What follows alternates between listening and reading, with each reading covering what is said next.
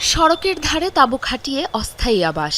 ভূমিকম্পের ভয়াবহ মুহূর্তে পরিবার প্রিয় প্রাণী নিয়ে বের হওয়ার সময় কিছুই সাথে নেওয়া সম্ভব ছিল না। বিধ্বস্ত হয়েছে নিজের বাড়ি, তাই ঠাঁই হয়েছে কারাকাসের খোলা আকাশের নিচে। ভেনেজুয়েলার হাজার হাজার বাস্তুচ্যুত মানুষের ঠিকানা এখন খোলা মাঠ, সড়ক, স্টেডিয়াম, রেল স্টেশন। জাতিসংঘ জানিয়েছে ভূমিকম্পে দেশটির ২৫০০-এরও বেশি অবকাঠামো ব্যাপক ক্ষতিগ্রস্ত হয়েছে। মাটিতে মিশে গেছে ২ শতাধিক ভবন। যে কোনো সময় দেয়াল ধসে পড়ার ভয়ে খোলা স্থানে তাঁবুতে আশ্রয় নিয়েছে বাসিন্দারা। নেই পর্যাপ্ত খাবার পানির জোগান।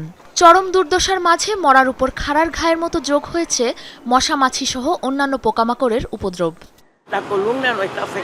এখনো আতঙ্কে দিন কাটাচ্ছি।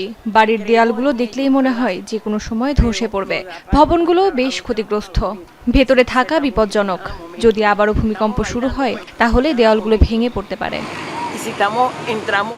ব্যাপক এই প্রাণহানির জন্য সাবেক প্রেসিডেন্ট হিউগো চ্যাভেজ ও নিকোলাস মাদুরো প্রশাসনকে দুষছেন অনেকে।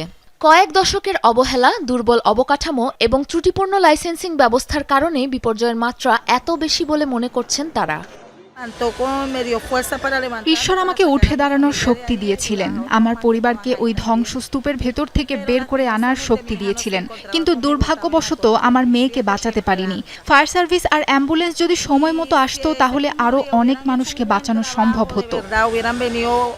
জোড়া ভূমিকম্পের ৬ দিন পেরিয়ে গেলেও অলৌকিকভাবে ধ্বংসস্তূপের নিচ থেকে জীবিত বের করে আনা হয়েছে কয়েকজনকে।